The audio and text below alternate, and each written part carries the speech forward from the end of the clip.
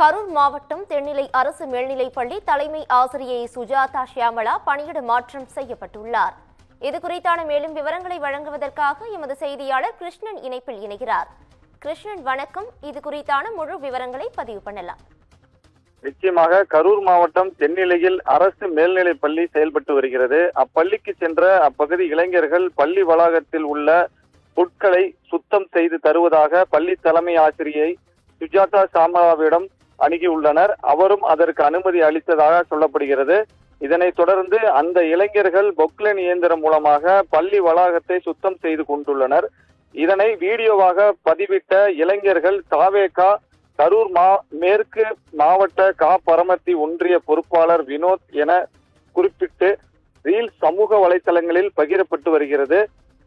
இதற்கு ஆசிரியர் அமைப்புகள் சார்பில் கண்டனம் தெரிவிக்கப்பட்டதை அடுத்து மாவட்ட முதன்மை கல்வி அலுவலர் பொறுப்பு செல்வமணி அப்பள்ளியில் தலைமை ஆசிரியரிடம் விசாரணை மேற்கொண்டார்.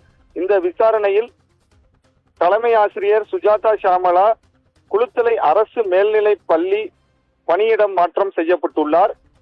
தற்பொழுது இந்த வீடியோவானது சமூக வலைதளங்களில் பெரும் பரபரப்பை ஏற்படுத்தியுள்ளது. பவித்ரா,